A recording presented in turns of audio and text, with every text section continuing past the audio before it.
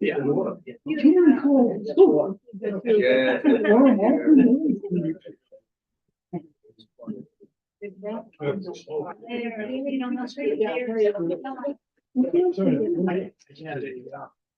I had never gone to it. I run into Elgin. Elgin is there. I was Yeah. That was good. Well, I took. And actually, I thought it was going to be Drugs. And my sister's up. And over at that time, I think the combination of those two. But I love the. Yeah. They set up. Round table. All right. Give me a chance to converse with you. Yeah. Yeah. How you doing? Yeah, they went to.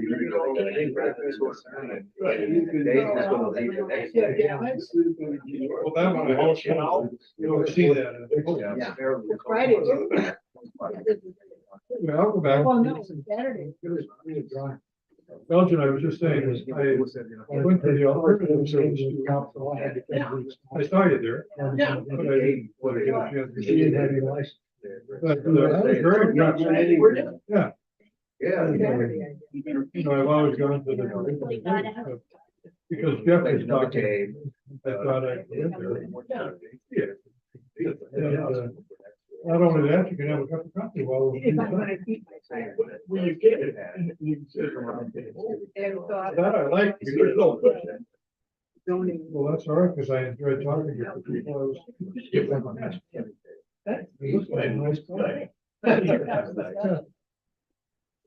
It's different. Well, but the band is also Well, you're wonderful. pretty good. And of course, Jeff's an old drummer, so the kids are playing drum and. I don't drive. Yeah, it's really good. Didn't he? Oh, Yeah. Well, the guitar. Yeah. That's some nice stuff. I Yeah. enjoy it. It is the case when they're. Somebody was backing out and I was watching going in my car. Seeking feeling, sometimes later on. Well, yeah, but with my break, You migrate back to. We hear that. I. It's, You. Wasn't yesterday one of those open Stop in discussions? the car. For a car.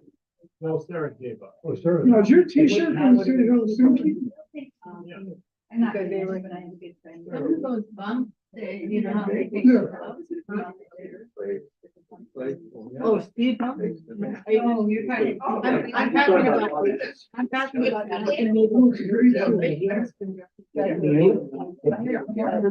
This computer, I. We're not able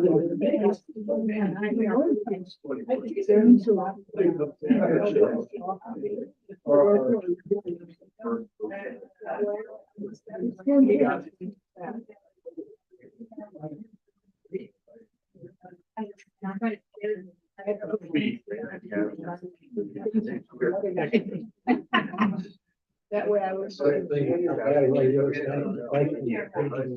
Oh, yeah. I should have- I'm all better.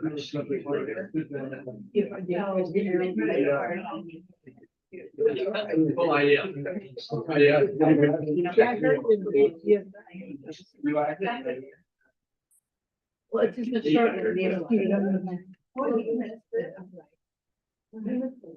I really saw something.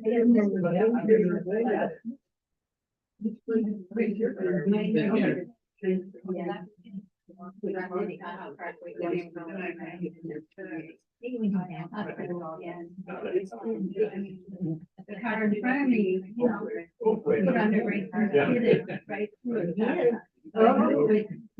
Yeah, team people from the flash.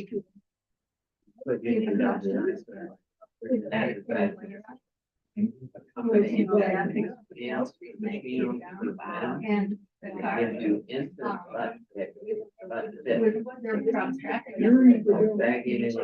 There was that problem.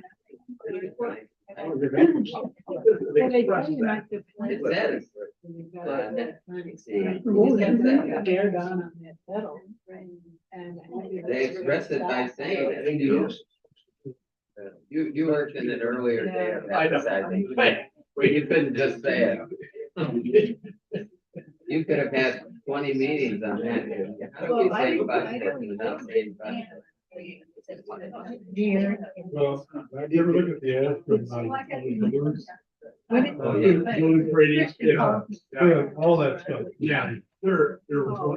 They got, you know, the numbers. Correct. Oh, and I was Sticky looking at here. all the stuff about and paying attention. And when I looked in, I just saw these chairs and now the table. Eating already. No, I thought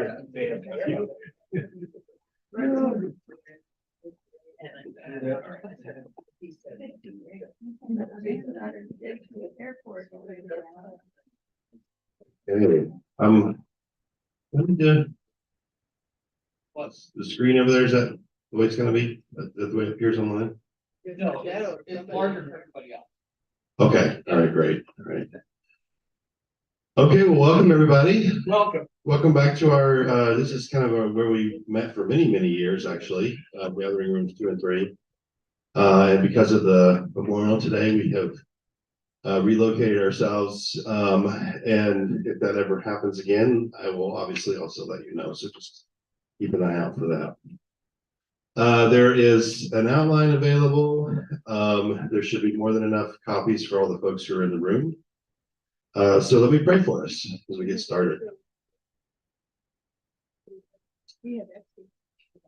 Lord, we thank you for this day. We thank you for the opportunity that we have to come together to still our hearts and minds in the presence of your word, to be instructed, to be challenged, to be nourished. I ask and pray that you are with us, continue to bind us together as brothers and sisters, and open our hearts to you. In Jesus' name we pray. Amen. All right, so we are in our study of Acts. Just as a kind of note, I think we have now 4 weeks in a row. So obviously November was on and off and on and off. There are a couple of things there, and we're getting to the end, actually, obviously, of Acts. I think we will complete this at the very beginning of next year, and then we will turn to. You're already admitting you will get it done this year, right? Well, I thought we would come close, but I wasn't sure. If we only have 4 weeks left, and we have what do we think? 6, 7 chapters. Yeah, I guess if we count today. But I mean, it isn't over after 4 weeks, is it? This is it. This is the end. No, I'm just teasing. What happened in the second semester? Yeah, we'll start back in January, and that's when we'll take up the book of Hebrews, unless there's a chapter or something left to wrap up for Acts. So, and with that, we are we're kind of coming to the end of the overarching narrative. There are times when I think when I would first come up and talk to you in the morning for the lesson, and to remember the long and winding road, essentially, of where we were in a journey was a challenge. I think now that challenge begins to dissipate in terms of knowing kind of the story. Paul has completed now his third journey and his last journey as a free person. He is going to go on another journey at the end, but he will do so as a someone who is under arrest from the Roman Empire. He, as you'll remember, without going into a great deal of detail, he is now returned to Jerusalem.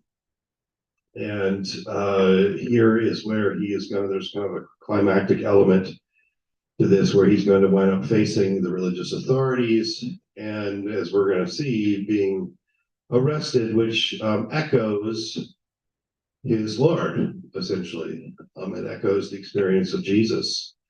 As he returned, one of the things that I think I pointed out, this is particularly the case for all of actually chapter 21, if you include all some of the details as well as some of the explicit moments as Paul is returning. And we know, by the way, that he intended to return to Jerusalem all the way back in chapter 19, he talks about, the text tells us, or Luke tells us, that he had determined in the spirit to return to Jerusalem, and then perhaps also to go on later to Rome. And I think it's a couple of verses 16 and 17, that in many ways foreshadows the actual itinerary of the rest of the book. But the point that I wanted to kind of make was that he had determined to return in the spirit. So it was not his own agenda that was driving him. It was rather another power or force that was compelling him. And so it's a little jarring, perhaps, if you're reading carefully through chapter 21, to start to hear people warning him in the spirit not to go back to Jerusalem, which is what we heard as we were moving through chapter 21. Two different communities. We have scenes. One is very, very perfunctory, quick. It just says they implored him not to return in the spirit. And then another, we get an actual prophetic figure who shows up and enacts a kind of parabolic moment, a prophetic kind of theater, we might say, where he ties himself up with Paul's belt and then says the one who owns this belt will have the same experience in Jerusalem. So we took some time because of that to talk a little bit about, well, what does it mean to discern the spirit, which I think in some ways is a central question to the whole of the book of Acts. It would be you'd be hard pressed to find a better description in some ways of the day-to-day life of discipleship than learning to discern the spirit, right? And that's kind of what you get in this moment, in these scenes. And so we took a little bit of time to kind of go over that. Paul then makes his way back to Jerusalem. We're going to pick up the story here in just a second. He's already in Jerusalem, so he's there.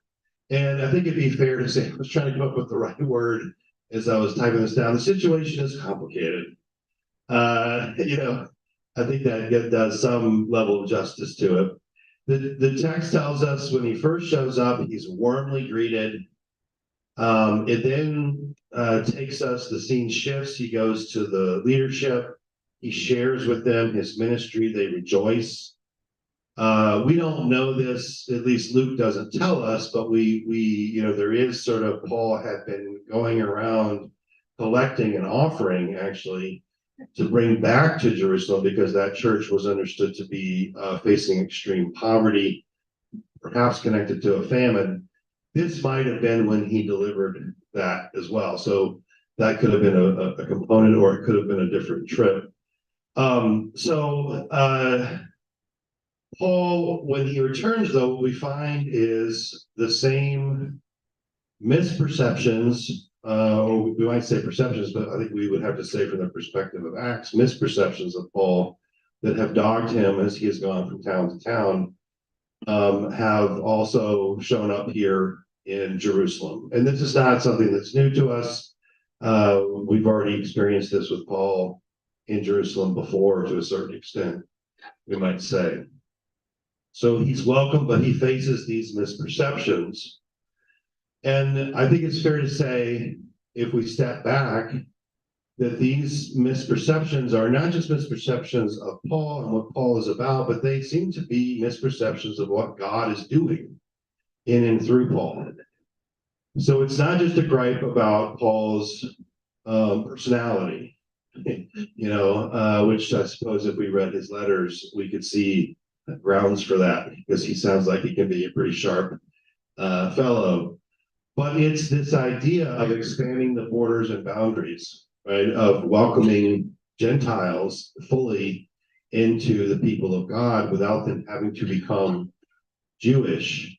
That action is being misperceived, and the way that it comes out, we might say sideways, is that Paul is accused of telling Jews everywhere to abandon the law and Moses, etc.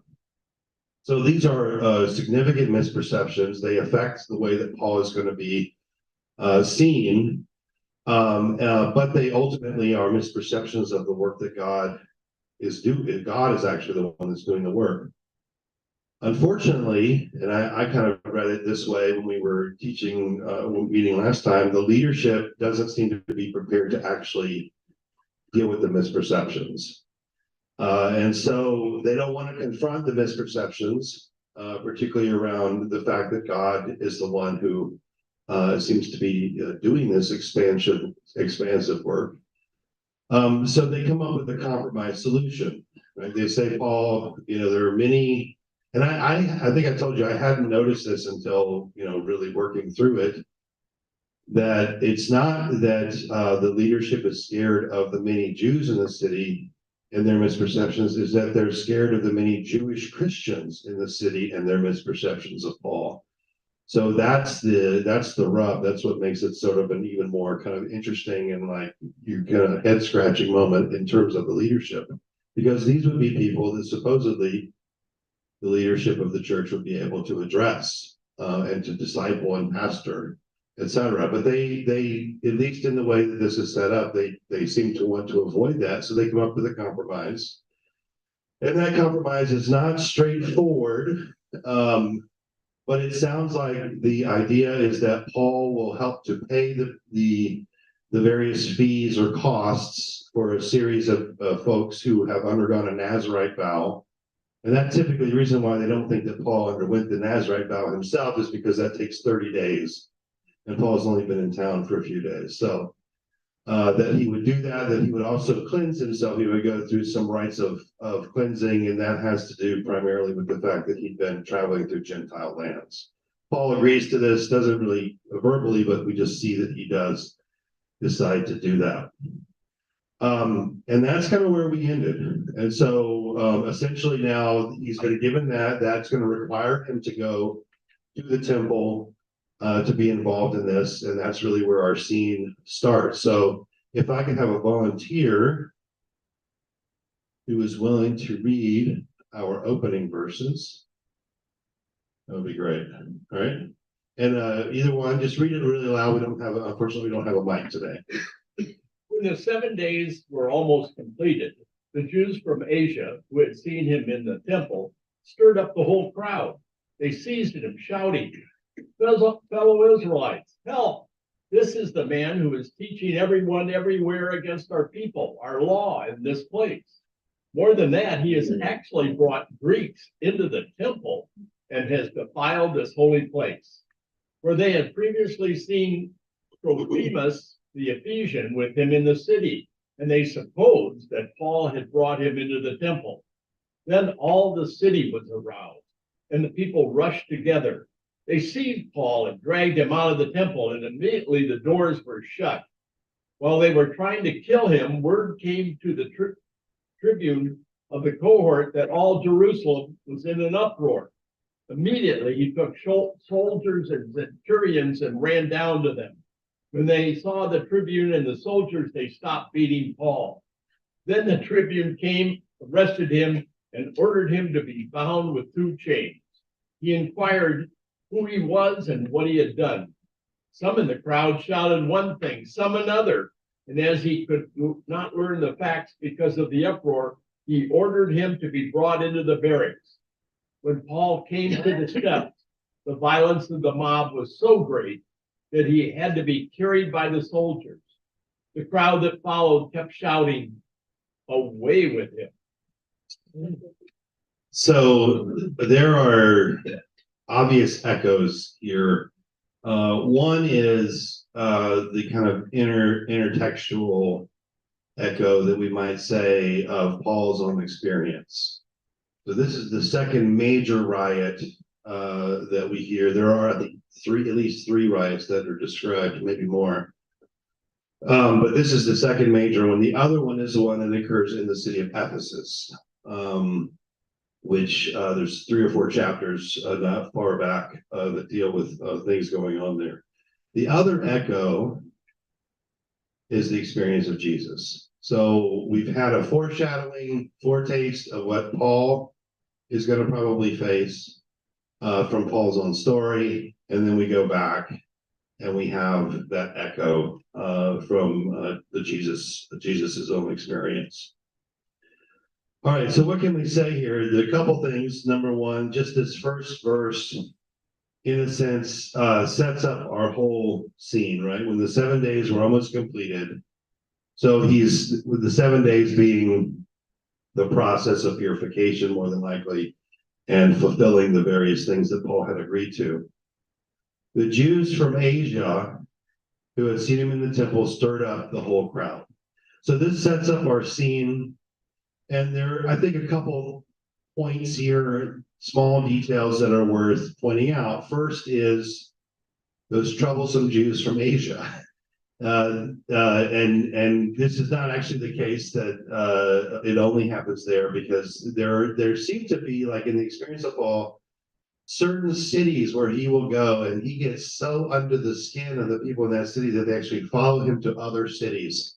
If you remember, that happens in Greece, and it also happens in what would be known as the province of Asia, which today we would call Turkey. So these are folks, though, and I think this is important, these are folks who come from the places where Paul has been ministering. So the folks who have experienced the threat that they think Paul represents. And remember, that was a big thing that we talked through, that threat that Paul's gospel, his way of understanding the Jesus way, what he believed the gospel said, was of course good news, but it was also a turning upside down of the way things had been, because it now advocates or makes a way for Gentile inclusion. And that would have been seen essentially as a threat. And we've talked over that. It also clearly, one of the main things that we learned as we went through the whole of the book of Acts was the use of possessions and things of that nature. That also then we're talking about threats to ways of life, etc. So these are folks then who have, who are at least from the regions. We don't know if they directly saw Paul or not, but the second thing is that at least here, the distinction that we had heard from the leadership in Jerusalem has been dropped. It's not just about Jewish Christians, the whole, right? Now it simply says the Jews from Asia. So the response to Paul now spills over what they were initially worried about, which were in-house folks who were concerned about Paul. We then get in verses 28 through 30 some of the accusations leveled against Paul, as well as an opening description of an absolutely chaotic scene. So, shouting, "Fellow Israelites, help!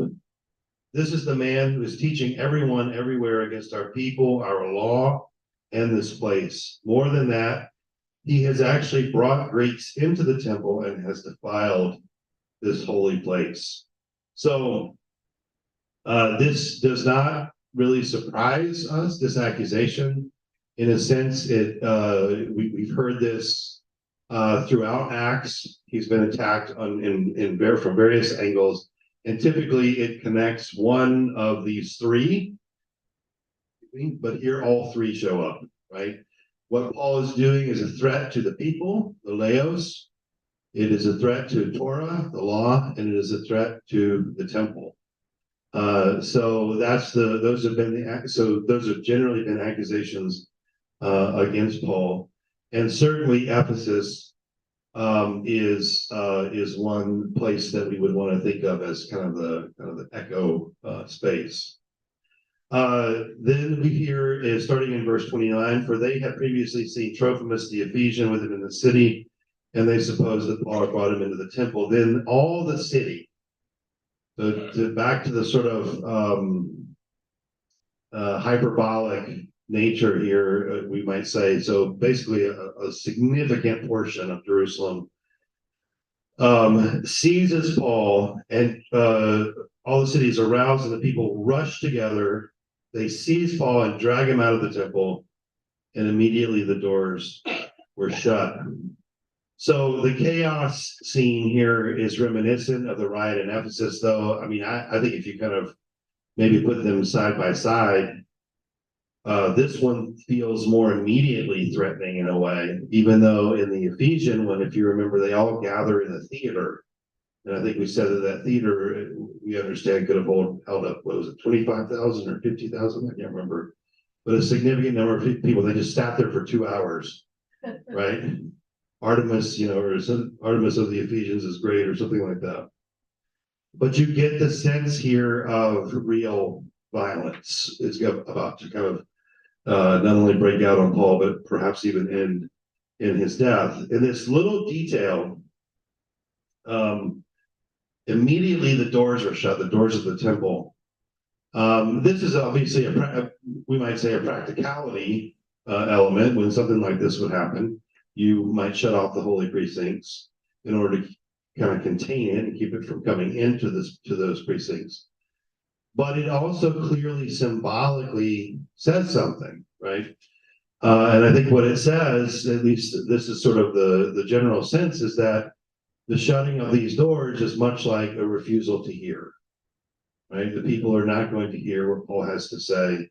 They're not going to hear the gospel that he preaches. And he himself is going to confirm that as we actually get into his speech to this crowd.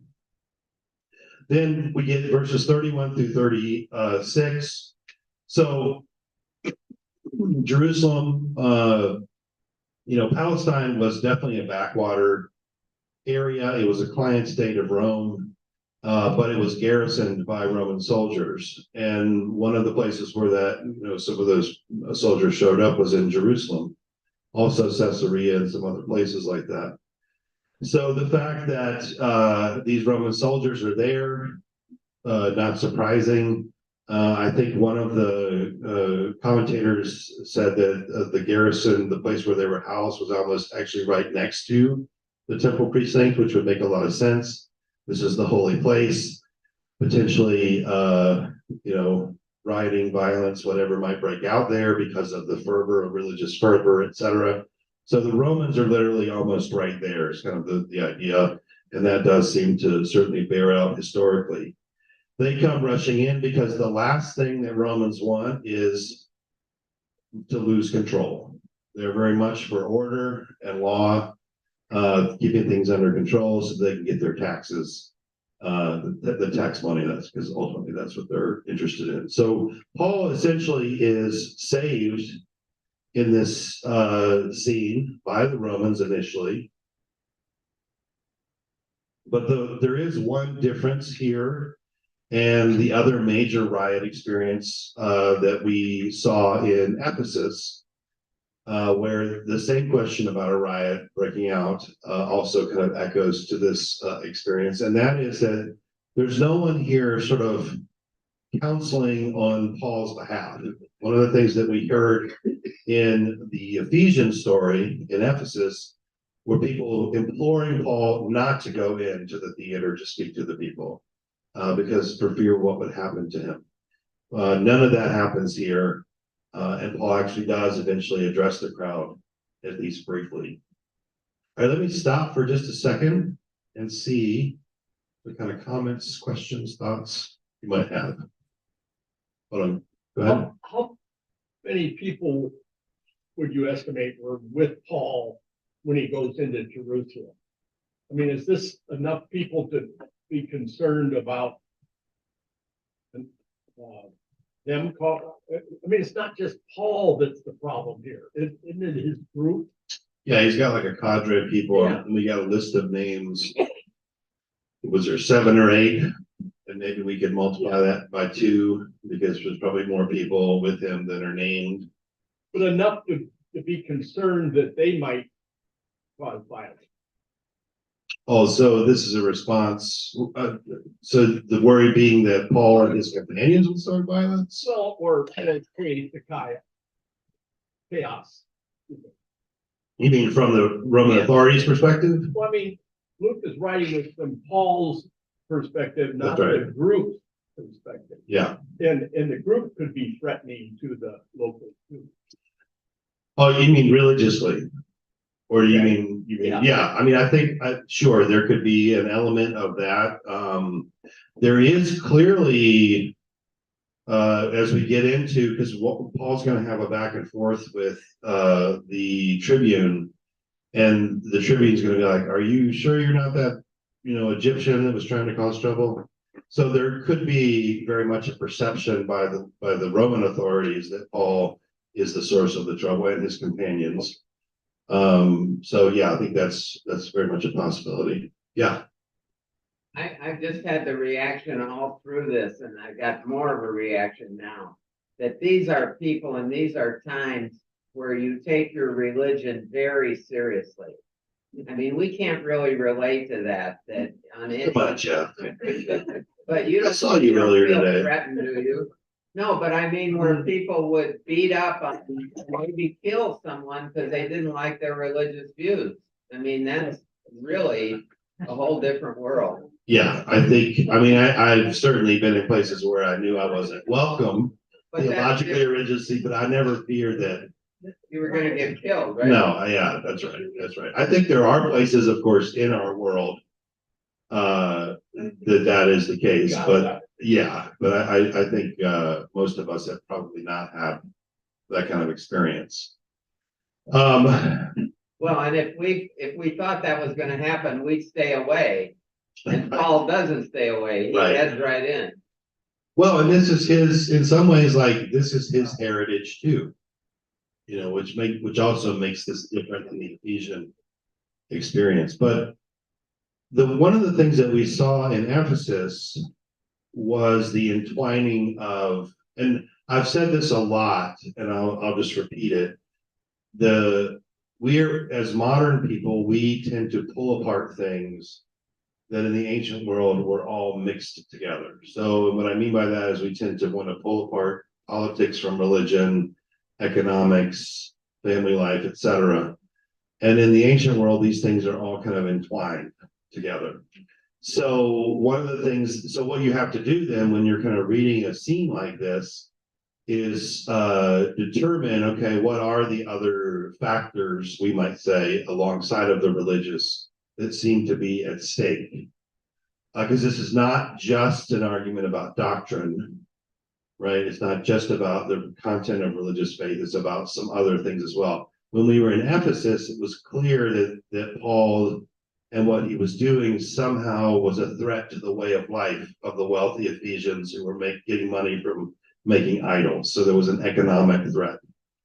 Here, I feel like we might be better if we think about this not so much around in an economics sense, but perhaps in a more political, and I mean that in a very low, like lowercase p sense, that somehow Paul and what he's doing represents a threat to the very identity of the people, right? That there's something there, and that's more than just, the religious doctrine kind of question that we might think of. But that would be one way of, I think, getting it. But it is very serious, and so I'm just trying to find ways to translate that into how would we respond if the country was, under threat or something like that. We might, then we would, I think, be closer to maybe what's being expressed here. These are great questions. Other comments, questions, thoughts? Yeah, Linda. Well, what they're saying is that he's trying to take the Jews away from their faith, which would be a huge threat. Right. It's a threat to their identity, a threat to. And there you get into the economic, the way they run their families, the economy, Sure. and everything else. Yeah, it does have that, but that's further down the line, Right, sort of. but I'm saying that, yeah, if I was the Jewish elders and whatever, I'd be very threatened.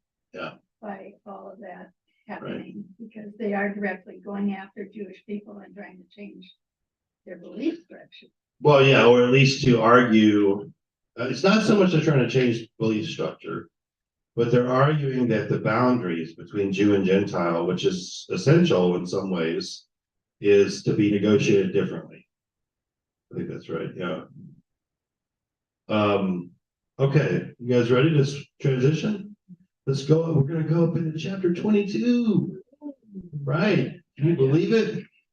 There's not 22 chapters in Hebrews, just so you know. Oh, that's right, we have a few more verses, okay. All right. Who would like to read this for me? Okay. Go ahead, Mark. Just as Paul was about to be brought into the barracks, he said to the tribune, "May I say something to you?" The tribune replied, "Do you know Greek? Then you are not the Egyptian who recently stirred up a revolt and led the 4,000 assassins out into the wilderness?" Paul replied, "I am a Jew from Tarsus in Cilicia, a citizen of an important city. I beg you, let me speak to the people." When he had given him permission, Paul stood on the steps and motioned to the people for silence. And when there was a great hush, he addressed them in the Hebrew language, saying, "Brothers and fathers, listen to the defense that I now make before you." When they heard him addressing them in Hebrew, they became even more quiet. Then he said, "I am a Jew, born in Tarsus in Cilicia, but brought up in this city at the feet of Gamaliel, educated strictly according to our ancestral law, being zealous for God, just as all of you are today. I persecuted this way up to the point of death by binding both men and women and putting them in prison, as the high priest and the whole council of elders can testify about me. From them, I also received letters to the brothers in Damascus, and I went there in order to bind those who were there and to bring them back to Jerusalem as a punishment." Okay. It was like, learning more about Paul. So essentially, I think it'd be fair to say, yeah, so this is Paul's speech before the crowd in Jerusalem. There is a brief reprise. We won't probably, I don't think we're going to get to that today. Verses starting here in verse 37 up to about 29, we have one long speech with transitions at the beginning and the end. And that's kind of that's going to be sort of the rest of what we're going to deal with today. Just to give you a sense, I've taken this from Beverly Gaventa. She talks about the structure of this speech. It has essentially 4 parts to it. The first part is the one that we just heard, which is Paul's credentials. So Paul essentially describing himself, providing his credentials. I think we might say it's something like, this is who I am. This is what I have done in my past. And I think the object perhaps of what Paul's doing here is to say, when you give someone your credentials, you're trying to establish trust. Even though that's not necessarily going to work. So Paul's credentials are one thing, but then Jesus's disruption of Paul. And I think this is why the credential section becomes so striking in a way. Paul tells us that he was arresting people, having them dragged away up to the point of death. He was going one direction, and Jesus literally steps in, and he radically has to go another direction.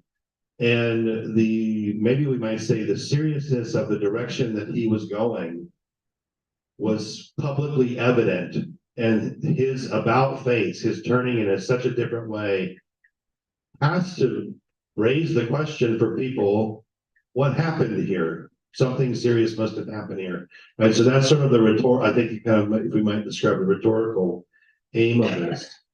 He then gives us a little bit of the Ananias visit, who comes to him to heal him after that encounter with Jesus on the Damascus Road, pronounces his commission. And then we have a final scene that this is sort of the first time we're hearing about it, but it's a vision that Paul describes having had in Jerusalem. And that's kind of where the speech is sort of abruptly ends. And it's really at this, you would think that the climactic moment is the second moment, but in some ways the climactic moment is really the fourth moment, as you'll see, because Paul really kind of finally brings in the nature of his own commissioning in a way that becomes clear and is then clearly rejected, essentially. So if we wanted to analyze or just look at the structure of this speech, it moves essentially from the familiar to the unfamiliar. You know, and this is a very much a kind of thing Paul is making a connection to the audience by telling them, hey, I come basically from where you come from. And in fact, I'm a Jew of Jews in a way. And then we move from there to what becomes the most troublesome for the crowd, to the most, we might say, unfamiliar. Now, in 37, and in a way, 37, this opening scene, this transition, nicely is bookended by the closing transition. And one of the themes at play here in both of these transitions is the identity of Paul. Who is Paul? How does he understand himself? So as I mentioned here, his identity looms large in the speech. And it looms large in this interchange with the tribune. Now, the tribune rushes in, right? We have a scene of violence, rushes in, wants to quell the violence, sort of somehow figures out Paul's in the center of this because they're beating him, I presume. Has him arrested and bound just in order to stop the beating, but also to hopefully arrest the troublemaker from the tribune's perspective. And then Paul addresses him, obviously in Greek, at least that's what we can deduce. May I say something to you? And then the tribune replies. So we have these two questions here. Do you know Greek? Are you sure you're not the Egyptian? And the first one, there's been interesting ways of kind of reading this, because you could say this first question is something like, you're a backward country bumpkin, how do you know Greek? That has been one of the ways that's been read. So it might be an insult to Paul, maybe not. The second one certainly is an insult, in part because the Egyptians were looked down so badly by both Jews and Romans. So to accuse him of being an Egyptian is not just to make a misidentification based on a recent event that has happened. It's also, in a way, an insult. At the end, whether or not the insult part matters, the Tribune basically interprets Paul as it's essentially a threat to public order. Right? Are you sure you're not that person? So who are you, in other words? Who are you? And we're going to get a who are you question here. And then at the end, the Tribune is also going to have something of a who are you question. And here, Paul's initial answer is, I'm a Jew. And that's what he's going to stick with. And then at the end, he's going to say, I'm also a Roman. Right? So this identity question is important in this regard. But he does not say I'm a Christian. Not right here. No, he does not. And I think that's it helps us to see that Paul, none of these figures are trying to found a new religion. Right? That's not what's at aim here. What's at aim is seeing Israel embrace the fulfillment of all the promises of Yahweh. So I'm a Jew. So what does Paul say? Right? He identifies himself as a member of the house of Israel, and he clarifies his identity by doing that. I'm a Jew from Tarsus in Cilicia, a citizen of an important city. I beg you to let me speak to the people. Why would he let him speak? That's a good question. I assume the Tribune is looking for the easiest way out, perhaps. And he gives way. I could see him just as likely not allowing him to speak, wanting to get him away so you quell the action, but he doesn't do that. And then it tells us, right, that he addresses them in the Hebrew language. And I think I even have a note about this on the next screen, that this more than likely the Hebrew language here refers to the Aramaic, which was sort of the common parlance that people would have spoken. Yeah. That's what my NIV says. It says Aramaic, which is a different language. I mean, Aramaic was the language of the people. Hebrew was the language of religion. Right, that's right. Hebrew is very much the sort of the high classical style, and Aramaic. Now they're both Semitic, they're closely related, but yeah, that's absolutely right. And this is probably just Luke, right? Not making that distinction because remember he's writing to Gentiles and they're not necessarily going to know the difference between Aramaic and Hebrew. That at least has been the explanation that's been put forward. So Paul then begins his address, right? And I think it's important to note he addresses them initially with a sign of respect. That's what this it's in a patriarchal culture, obviously. He says, brothers and fathers, listen to the defense that I now make before you. So this is an address of respect and one that's delivered in Hebrew. And that gives us the plausibility of why the crowd would hush and listen to him, right? Because he is speaking to them in a way that comports with what is appropriate and expected. He then, right, and they become even more quiet, it tells us, and then he launches into a description of his, like essentially what we said, his credentials. So what are his credentials? And the overarching aim, by the way, right, is of course to say, for Paul to say that he's a loyal Jew, that he's not trying to destroy Judaism, he's not trying to destroy the people, the law, or the place, but he is trying to put them into a new kind of, we might say, a new context, perhaps. That would be perhaps, I think, a way of reading this. So what are the things that he says in here? And I think we can break it down to basically four. First is he's a Jew born in Tarsus, right? Restating his identity pretty straightforwardly. But very importantly, even though he's born in Tarsus, which means that he is born right outside, essentially, Palestine, maybe we might say greater Palestine, he is raised in Jerusalem itself and at the feet of Gamaliel.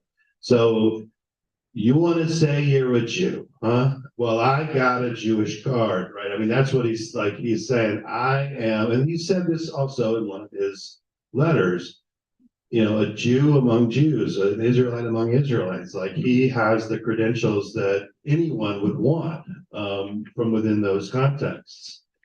So he's not raised in the countryside in Tarsus, even though it's an important city. He's raised in the holy city itself and under the tutelage of one of the great rabbis, Gamaliel, whom, by the way, we've already met in our study, right? We go back, I think it's to chapter 6 or 7, somewhere in there, when they're trying to get rid of or to quiet the apostles not long after Pentecost. And Gamaliel gets up and actually addresses the Sanhedrin, or the gathering of leaders. So, raised in the holy city, I'm ethnically Jewish. I'm raised in the holy city. I'm raised in a under the feet of one of the great teachers at that time. Educated strictly according to our ancestral law, being zealous for God, just as all of you are today. That last one, then, before he kind of gives us a little bit more about his career in just a second, links him up with them. These are folks who, in part, are acting. In some ways, I suppose Paul might be saying, I understand, you know, the intensity and the passion with which you're coming at me, because I know what that looks like, right? So he himself describes himself as being zealous for God, which we might say just simply means passionate for God and God's ways. Wants the people to thrive, wants them to live a life that comports with God's law and God's ways. So much so that then we add the final, I think, detail to his identity, which is, I persecuted the way. Right? That seems to me to be the last component here. So not only is he Jewish and has one of the, most amazing Jewish set of credentials, he is so zealous that he persecuted those who in any way, shape, or form seemed to threaten the identity of Israel. In other words, we might say he, like them, translated that zealousness, that passion into action. And it was deadly action, it sounds like, right? So as he tells us here. And this in a way gives us a little bit more of a detail, because if you go back, right, to the stoning of Stephen, it sounds like Paul is just present there with Stephen, and the next thing we know, he's heading to Damascus. But there is a sense in which there's more time in between.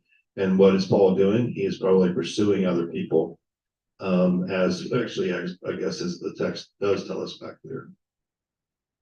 All right, let me stop for a second and see what kind of thoughts, questions, comments folks might have.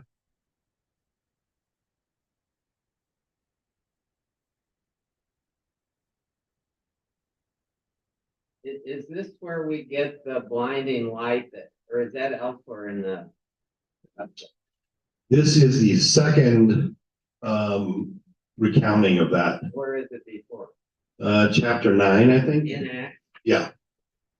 And we'll get a third one in chapter 26, I think, something like that. So this is the second time that we hear about that event, the light.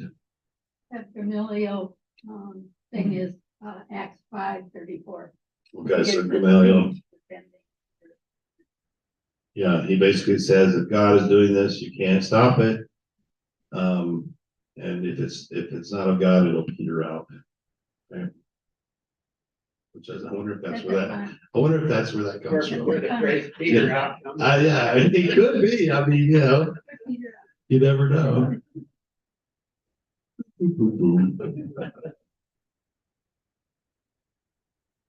Other comments or questions? Okay, well, let's turn then to the second portion of the speech. Could I get a volunteers willing to read this?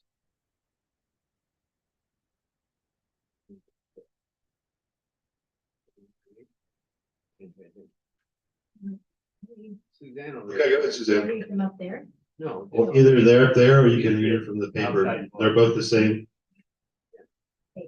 While I was on my way and approaching Damascus, about noon, a great light from heaven suddenly shone about me. I fell to the ground and heard a voice saying to me, Saul, Saul, why are you persecuting me? I answered, who are you, Lord? And then he said to me, I am Jesus of Nazareth, whom you are persecuting. Now those who were with me saw the light, but did not hear the voice of the one who was speaking to me. I asked, what am I to do, Lord? The Lord said to me, get up and go to Damascus, and there you will be told everything that has been assigned to you to do. Since I could not see because of the brightness of that light, those who were with me took my hand and led me to Damascus.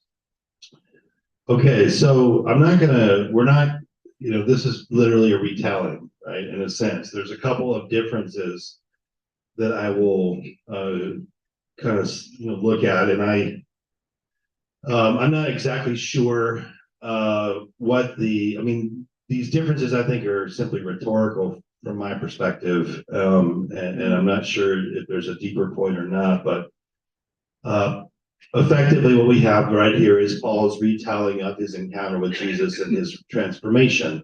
I know we typically use the language of conversion, but I don't think that's proper, in part because conversion is oftentimes associated with switching from one religion to another, and what we have consistently heard is that Paul is not doing that. That is not what is happening.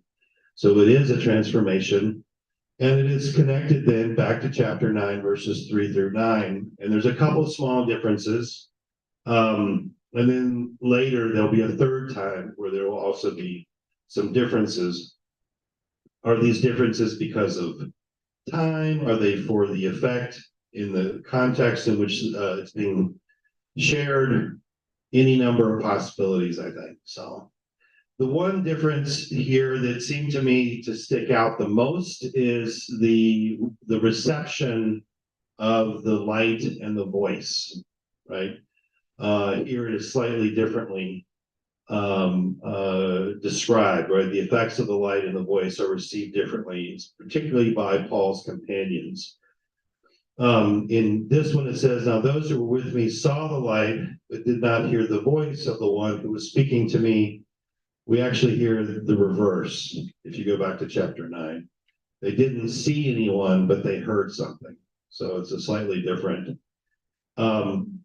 I think the point that Paul, in a way, is trying to make here, either way, however that detail can be explained or understood, that change, is essentially that Paul is the only one that hears and understands what's being said.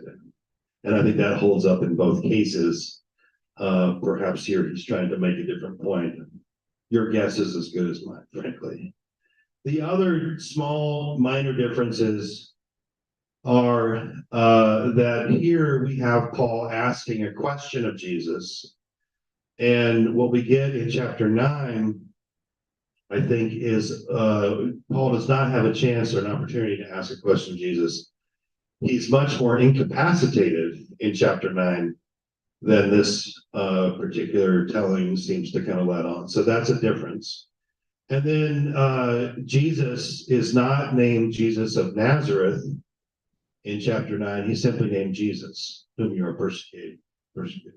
Could be Jesus of Nazareth is like a nice addition to connect Jesus to his own Jewish identity, etc. Those are ways of it.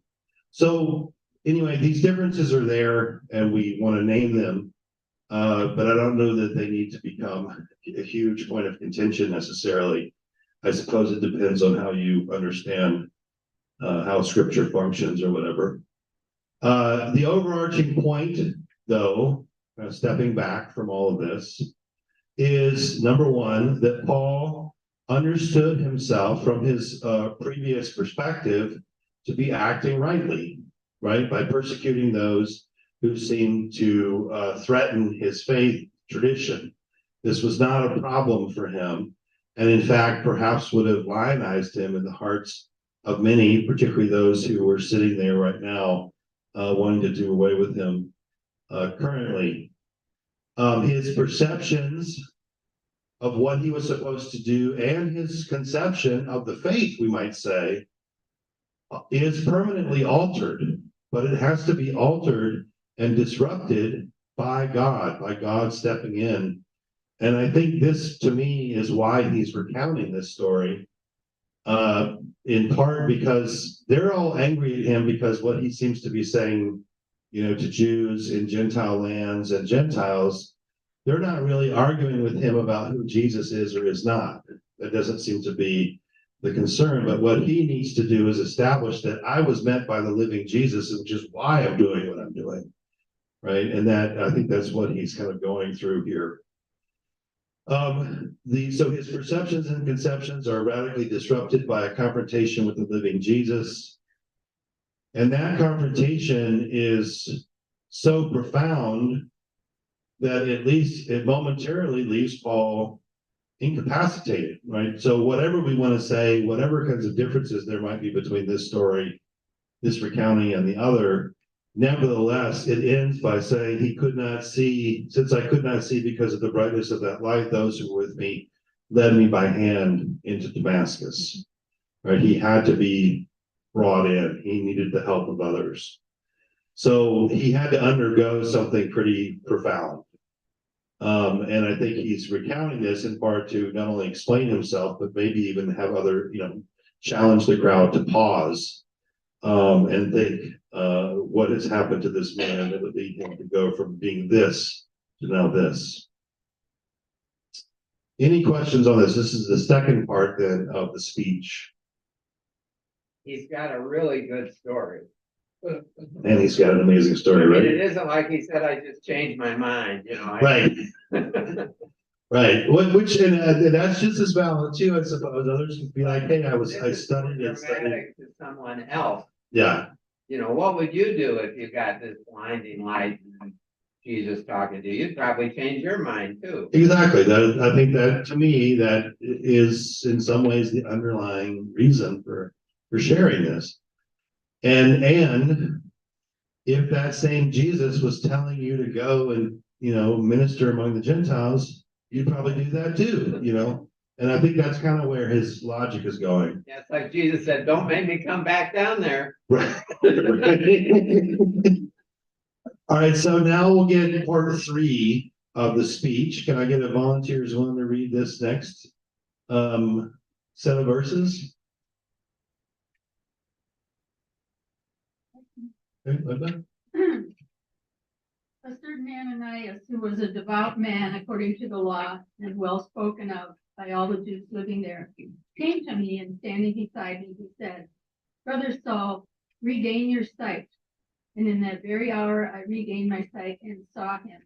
Then he said, the God of our ancestors has chosen you to know his will, to see the righteous one, and to hear his own voice. For you will be his witness to all the world of what you have seen and heard. And now, why do you delay? Get up, be baptized, and have your sins washed away, calling on his name. After I had returned to Jerusalem, and while I was praying in the temple, I fell into a trance and saw Jesus saying to me, hurry and get out of Jerusalem quickly, because they will not accept your testimony about me. And I said, Lord, they themselves know that in every synagogue I imprisoned and exposed who believed in you. And while the blood of your witness Stephen was shed, I myself was standing by, approving and keeping the coats of those who killed him. Then he said to me, go, where I will send you far away to the Gentiles. Okay, so this is actually, the conclusion. So this is parts 3 and 4 of the speech, if we follow that structure that Gaventa has given to us. Ananias, again, this is in part 3. So I suppose we might say parts 1, 2, and 3, we're all kind of familiar with that material because it's recounted or told to us in one form or another earlier in the book of Acts. And so verses 12 through 16 bring us to another moment that's also found in chapter 9, where a certain man named Ananias, who lives in the city of Damascus, remember a figure also that we don't know how he got there. We don't know how there were already Christians, and yet there were. And he is visited by God. Paul does not recount some of those details, and he leaves this out. Essentially, that God had gone to Ananias and told him that he needed to go, etc. So Paul does not include that. Very interestingly, also, is that Paul, the way that Ananias is described back in chapter 9 is he's described as a disciple, right? He's described as a follower of the way. Here, he's described as a devout man according to the law and well spoken of by all the Jews living there. So he's described again in a way that would appeal to his audience, right? He here too is a faithful Jew who meets me where I am. So this, I think it'd be fair to say, this, to me, this one feels the most obvious that this is part of a rhetorical strategy on Paul's point. And it's both of them, of course, are true. You can be a follower of the way and a faithful Jew, because Paul himself embodies that. So this is not like he's undergoing, doing some sort of deception or something. We then get Ananias's words. They're slightly different also in verses 14 through 16 than back in chapter 9. And the difference is a Jewish difference, I think it'd be fair to say, right? Then he said, the God of our ancestors has chosen you to know his will, to see the righteous one. That's messianic language that would have been familiar, right? And to hear his own voice, for you will be his witness to all the world of what you have seen and heard. And now, why do you delay? Get up, be baptized, and have your sins washed away, calling on his name. That is one of the most probably Jewish friendly ways of describing what has happened to Paul. Right. So again, rhetorical to his audience, his fellow Jews, to try to help them understand that this is completely, what's happened to me is profound and unprecedented, but also understandable within the context and categories of our own tradition in some ways. So Ananias's words here, then, we might say, emphasize the Jewish and Messianic contours of the Jesus story, and rooted back in the Torah and the prophets, right? The God of our ancestors, right? That clearly echoes back into Torah, but also the messianic, right? The righteous one, right? Which is, of course, a figure that is especially described and engaged throughout the prophets. And then what we hear, and this is a very interesting, here we are almost at the very end of the book of Acts. And finally, Paul is literally described as an apostle.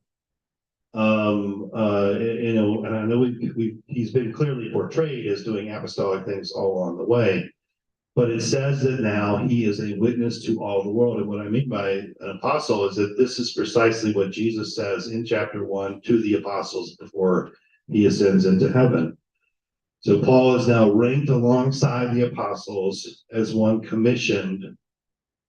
And yet Paul, even here, still hasn't said to whom has he been commissioned, because that's going to be the point, right? When the crowd says no, because he's going to basically say he's commissioned to go and serve the Gentiles. So, and then lastly, at the end, to be baptized. Baptizing is not just a Christian thing. This is a Jewish thing. And before that, it was an Egyptian thing. So it's something that would be very familiar to all those who were essentially gathered. Now, that's point 3. We now get the last point. It's kind of interesting to wonder to yourself, where was Paul going to go after this? But we don't hear that because he gets shut down. So verses 17 through 21 really marks the conclusion, but a pretty abrupt conclusion, not one that he necessarily was intending. What do we find here?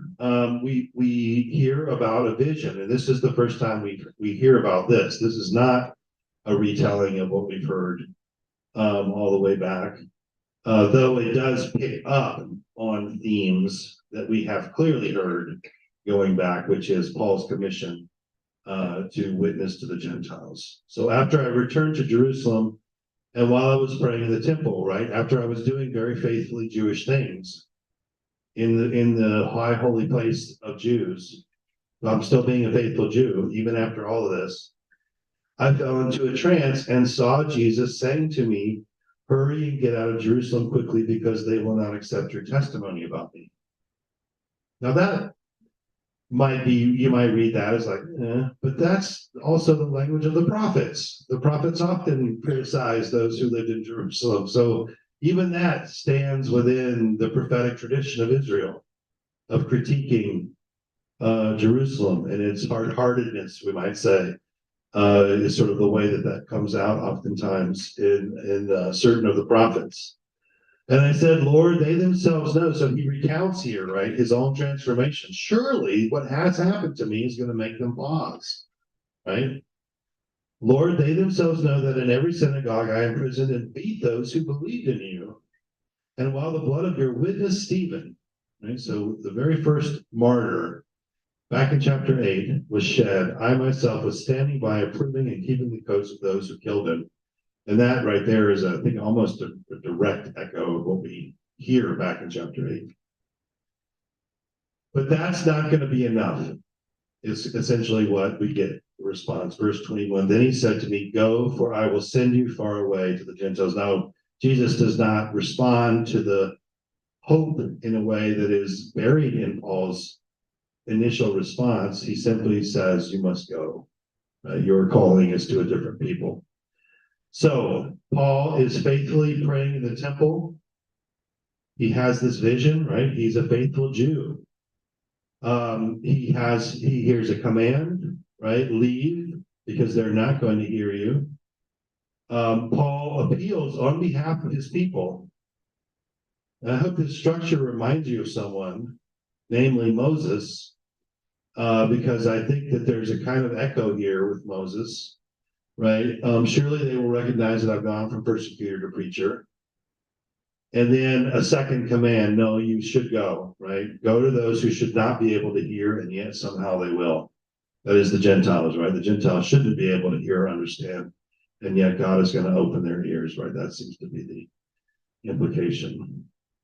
The profile then of who Paul really is finally now ushers in. He is one transformed by Jesus, no longer a persecutor, but now a witness to the faith, and one who is commissioned, but commissioned to the Gentiles. And once all of that together comes into the fore, then the crowd is going to now respond to Paul. So they've been silent, listening along, and that last detail, right, the one about Gentile inclusion, which has been something that we've been running into all along the way, is the one that seems to trip up those who are listening.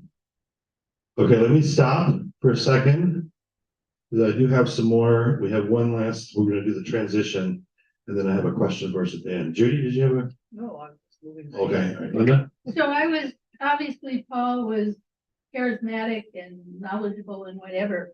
Did the Jews have any desire to evangelize people, or were they insular because of the tribal bloodline kind of thing, where they wouldn't have wanted anyone going out and trying to bring anyone into the Jewish faith?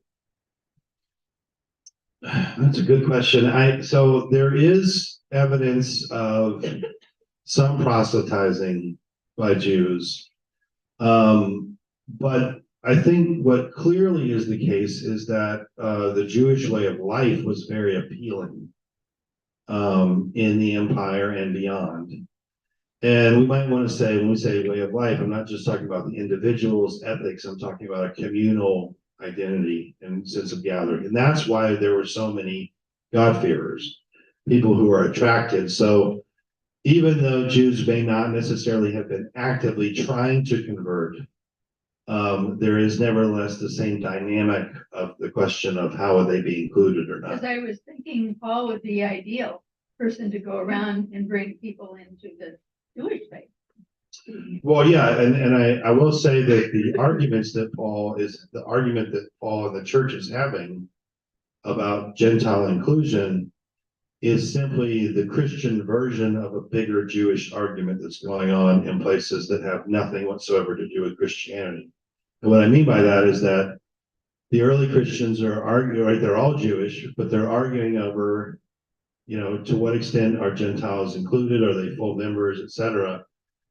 And that same conversation is happening in other Jewish contexts that it doesn't have anything to do with whether you're Christian or not. It just has to do with what are we going to do with all these Gentiles who are attracted to our faith, who are coming to synagogue, or who are interested in intermarriage or things of that nature. So that there is a kind of sort of species in a way of this Christian argument.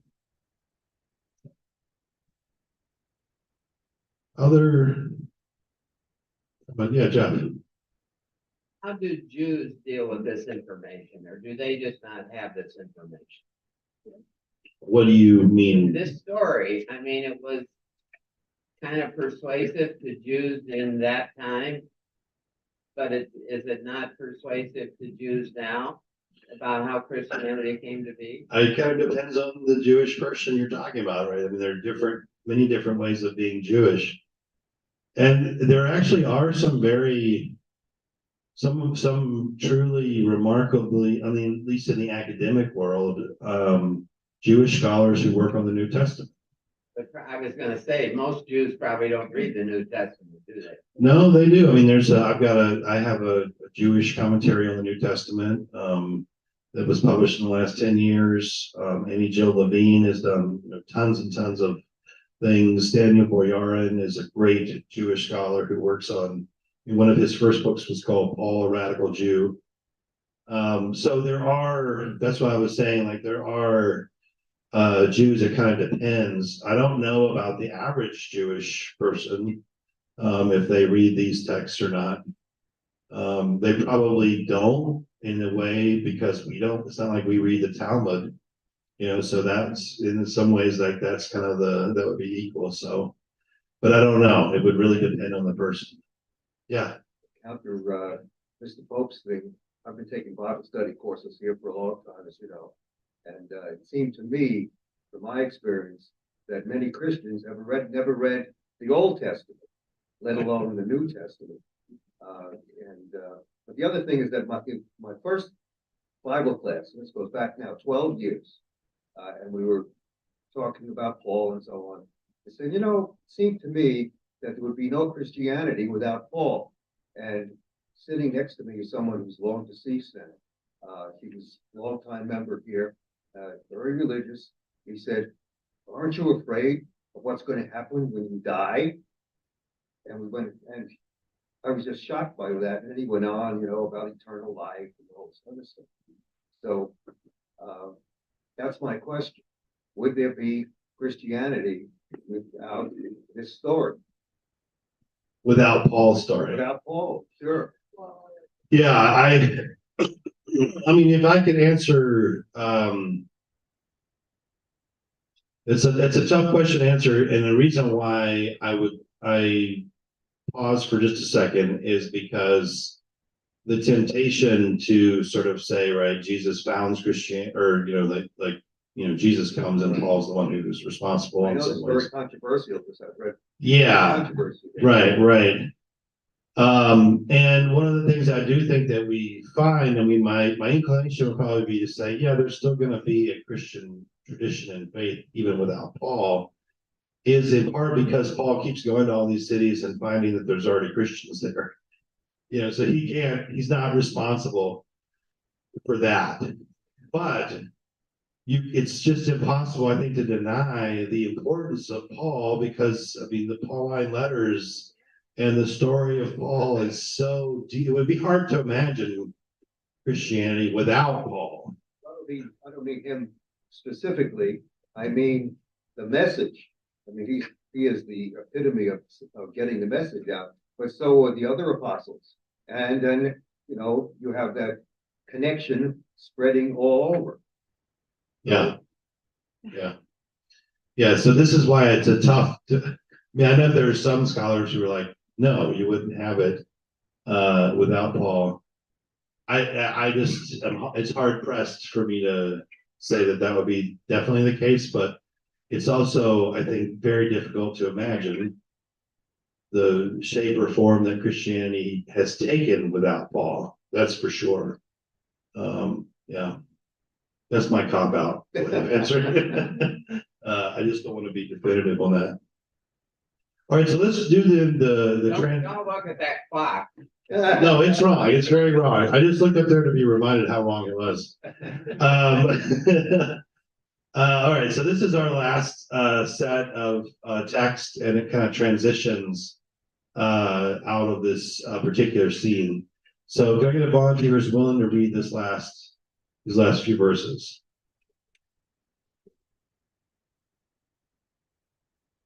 Yeah. Okay. Up to this point, they listened to him, but then they shouted, "Away with such a fellow from the earth, for he should not be allowed to live." And while they were shouting, throwing off their cloaks and tossing dust into the air, the tribune directed that he was to be brought into the barracks and ordered him to be examined by flogging. That's a nice way to question somebody. Examined by flogging to find out the reason for this outcry against him. But when they had tied him up with straps, Paul said to the centurion who was standing by, "Is it legal for you to flog a Roman person who is uncondemned?" When the centurion heard that, he went to the tribune and said to him, "What are you about to do? This man is Roman." The tribune came out and asked Paul, "Tell me, are you a Roman?" And he said, "Yes." The tribune answered, "It cost me a large sum of money to get my citizenship." Paul said, "But I was born a Roman." Immediately those who were about to examine him drew back from him, and the tribune also was afraid, for he realized that Paul was Roman and that he had bound him. Okay, so this ends in a way that's a little bit surprising in terms of the story flow, but not entirely surprising in terms of what we know about Roman citizenship, etc. Just a couple of things. One, verse 22 obviously makes it clear to us that Paul's speech was not persuasive. Right? Up to this point, they listened to him and then they're like, no, away with this man. Right? He away with such a fellow from the earth where he should not be allowed to live. So if we had any inklings that maybe they were just gonna rough him up, it was clearly not going to end there. That was not the intent. They wanted to do away with him. The response then, right, as they're kind of essentially losing their minds, I think it'd be fair to say, right, while they were shouting, throwing off their cloaks and tossing dust into the air. I mean, I don't know how else to describe that, but like just berserkers, essentially. The tribune, right, the Roman soldier steps back in. And they grab hold of Paul, right? The tribune directed that he was to be brought into the barracks and ordered him to be examined by flogging. Sounds like my parents or something. And we're going to beat it out of you. I shouldn't say that. My parents didn't necessarily say that. But right, so the Romans don't understand what's happening. So they do what they would have done back then, which is we're going to beat the answer out of you. And so that part was not abnormal. In fact, that was often, especially if he had not been a Roman, they would have exacted that because they wanted to get down to what is exactly happening here. Paul now deftly keeps his head, is cool, and switches tactics. I think it'd be fair to say, right? From 25 to 28. And the tactics have to do, again, with the question that started the whole section, right? Who is Paul? What's his identity? And I think it'd be fair for us to say that we are going to go through, in a way, like the language of hybridity might be used here, that Paul has a hybrid identity. He's Jewish, he's Roman, but the central story makes him Jesus's possession, right? I mean, we might use that language Christian, but all of these things are part of who Paul is, in a sense, and he himself, in a way, his own person and body represents the ministry that he has sought to embody as he's gone out, right? A ministry that crosses over boundaries. So anyway, his Jewish identity had been central in the speech, and now he's going to switch over. And one of the things that we glean in the interchange with the Tribune is that not only is Paul a Jew among Jews, he's also a Roman among Romans in a way, right? I mean, because the Tribune had to buy his citizenship, Paul was born with it. So a similar kind of credentialing in a way it has happened here with Paul. Then finally, as we kind of move through the whole of this, that they were about to beat him, and then we get sort of this, a sense of terror entering into the soldiers around him, etc. It helps us to be reminded of some things like the privileges that came with Roman citizenship. For instance, a Roman citizen could never be crucified. They could be killed if they were found guilty, but they would not be subjected to crucifixion. Likewise, you had to be duly convicted of something. That wasn't necessarily hard in the Roman courts, but it still had to happen. So it was illegal for them to beat him or to bind him. And I think we can say then in this case, Paul's identity is going to provide a doorway out of this catastrophe. At the end, though, later, we're going to hear from King Agrippa that if Paul had not appealed to the emperor, which is something that a Roman citizen can do, he might have been set free. So I don't want to play up too much Paul's identity because it winds up actually being a snare to a certain extent, or it links him to an end that we all kind of know, even though the text doesn't tell us about it. Now, I thought as a way of doing the closing questions, I know we're pretty close, and I love to ask you really big questions. But I thought maybe asking identity questions, and you could talk about the ones that you want. So the first one is, how would you describe your identity? And has your identity changed over the years? And has that change been a challenge, or has it been a smooth change, a normal change? For some people, identity has to do with, moving from one place to another. It has to do with switching, your political identity or your religious identity or whatever, right? I mean, I just want you to take seriously for a minute, how do you describe yourself? And then linked to that, also, this is Paul's experience, right? So the second one in a way is very much echoing with Paul. Have you ever had an experience where you were an outsider? Paul has clearly been having that experience. And have you ever experienced being an outsider among people or folks with whom you closely identify? Right, here's Paul, a Jew among Jews, who is being rejected by his people, essentially. So that's kind of the impulse of that. So take a few minutes, explore one or two of these questions, or of course, you can always answer the question you thought I should have asked you. And we'll come back together and share and close with prayer.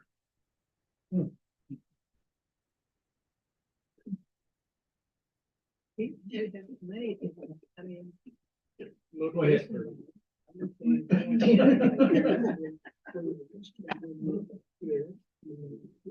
In reality, I've had a pretty smooth life. Saw the question. I couldn't move with Wisconsin. And that went okay. Yeah, I went from a packer backwards to Viking I fan. lived for a number of years. Out here. But, I have not had, I grew up in I've been Protestant, although I've gone to different denominations. Midwest. I think when I was So growing like up. an outside. I've been happily married and. But then I returned. And they. I've been a good American. So, Yeah, my daughter is here. I don't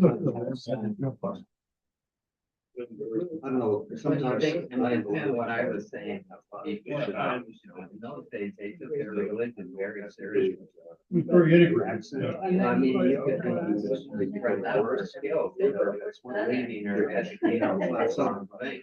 I think it also. We don't- The Gentiles was Parts of it. Yeah. They were a lower class. Well, There's a deep history of anti-Semitism. So Everybody's. that's for sure. People don't want to talk about it. It's been here. wish you didn't say it, but in fact, this Started by Jews. the Gentiles really. Pardon me? Yeah, so- She was also. One is question about, have you Oh, ever I had have three experience children. remembering? Oh, I'm sorry.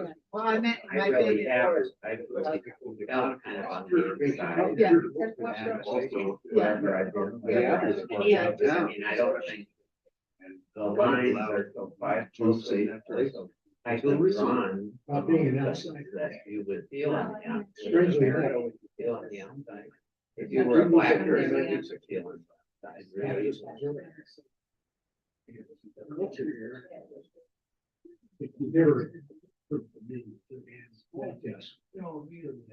And typically Minnesota, people will not admit it or will not behave outwardly.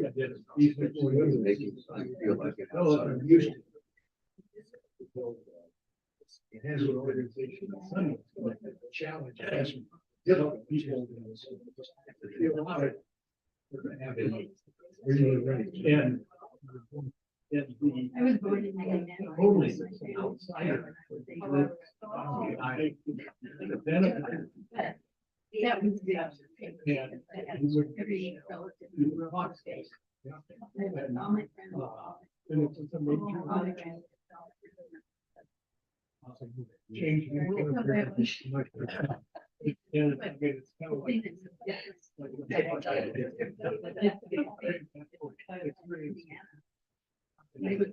Change. Where I was going. Yeah, okay. Anyway. Well, I think we've all seen it. You mentioned the black Oh. population. I grew up in northern Wisconsin where there was the sizable American When I go back to visit. and in fact, they were. Within the boundaries. One more minute. Seeing American Indians. We have to work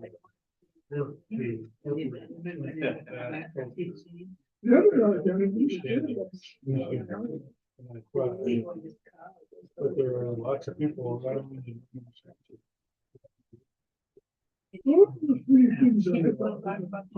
Prejudice against American Indians. Yeah. Well, But I the way also it comes out is, as a bit of this story too, is that, the tradition is the American lousy citizens. They steal and rob. They're happy to take the American money, but they don't, There's a name. they don't give up much. Okay, There's people very much. so let's, Ignoring the fact that all that. come back. I'm gonna invite y'all back, in. What did you, had several kind of question possibilities here. What did you discuss or share at your tables? Yeah, Linda. Well, all three of us were born in other states. So Illinois to Minnesota, Kansas to Minnesota, and Indiana to Minnesota. And adapting to a more liberal environment, higher educational aspirations for society and other things that we had to adapt to because of that move. Was interesting that all of us had been involved in that. Okay, so literally the geographic change and the, did that force a kind of identity change for you, or was it more just, like adjusting in a sense? When I would go back and visit my family, we left all relatives, everyone we knew, moved to Minnesota. And when I would go back, my girlfriends that were 14, 15, 16 were figuring out how quickly they could get married at 18 and start their families. No one went to college. And once I got here and I was around people, the assumption was if you did well in high school, you went to college. And so that changed my perspective of my plan, what I was planning to do. So. Thank you, yeah. So this isn't what we talked about. I have this is the question that you should have asked. Okay, all right. But it comes from what we talked about, which is people's perception of you becomes their reality even when it's false. And my thought in reading this whole passage was about the Jewish Christians and the Jews. It's so out of their frame of reference, what Paul is saying. I don't really think any of that is surprising that they reacted the way they did. I think it happens all the way into what's, happening now, or the way people reacted. I think even of the Puritans, I'm reading Roger Williams, the book about Roger Williams. He was a Puritan. He was flogged by Puritans because he didn't believe in a theocracy. I mean, I think it's human nature to create this perception, and even though Paul was telling the truth, they couldn't absolutely process it. My thought was, he continues to say this for the record over and over. I think he knows what's going to happen to him. I mean, that was my thought. And I thought about how in this day and age, I guess the message for me was to try not to discount my perception of you, like you were talking about, is you have an accent that's sort of Northeastern, and I have to qualify what you said before. It's not just moving around. You said I spent a couple of years in the Northwest, and a couple of years in the Southwest, and I never felt like an outsider until I came here. And I've been here for 20 years. And I feel that, yeah. I know we talked. Yeah. What are you, I don't know. I mean, there's just very insular. I mean, Jonah, for instance, my son who passed away, who basically moved here when he was 6. I felt that. And when he moved to Chicago, he was like, I feel like I'm home. Yeah. You know, In Chicago? yeah. I felt the same way moving here. I said in high school, I came from the state of Virginia. I was treated very badly at Edina High School. I was miserable. I was told. So they're all like, well, That's what. it is. I moved all around and that's what my parents told me. And I think that's why this sort of resonates with me in that, you know, I'm thinking of now with social media that somebody else decides your persona and now this young guy that's suing Elon Musk because his picture looked like somebody else that was a white supremacist. And the more and more he tells people that's not him, it doesn't matter. Everybody's decided, you know, so truth, if your perception is not opened up, no matter how compelling your story, a bunch of people aren't going to believe you. Yeah, there's something very like deeply resonant with our own common experiences in this story. Even if we're not talking about having had a profound religious conversion, we're just talking about going to a new school, you know. I asked myself, would I have been like those people? Like, well, that's kind of a crazy story, you know, and well, I can remember, yeah, and I've had the experience of not always feeling like I fit in, you know, in Minnesota, but I can also remember going home and it being made plain to me that I didn't fit in there any longer either. Yeah, I remember my mom. I was driving I was driving a car and we were in a parking lot, and someone was just going so slow, and I'd been living in Boston, and I was like, yeah, and I actually I didn't be part of just, you know, which is like what you do in Boston. And I know here you don't do that unless you, but in Boston, like, you know, you know, and it's not a big deal. My mom was like, she turned and was like, Christian, what is wrong with you? You are becoming an animal living in them northern lands. Or something like that. She did it very southern like so.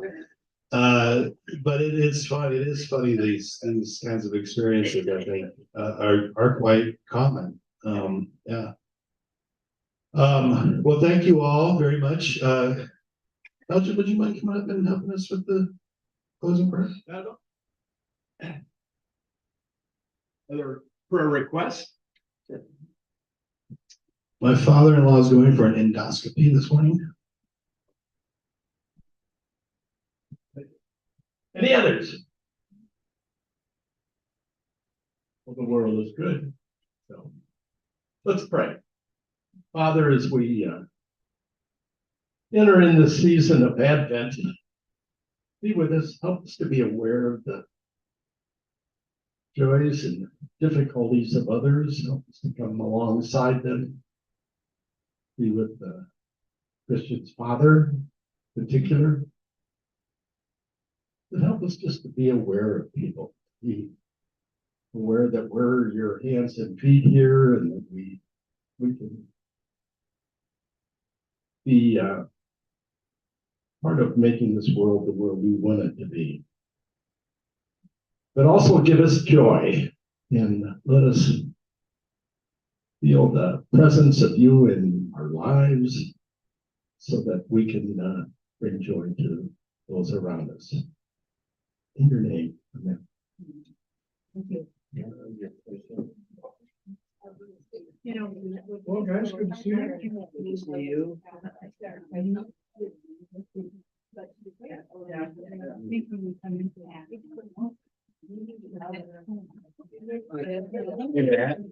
All we have to do is turn this off. Before we Consecutively. You know, in a row consecutively. Very much.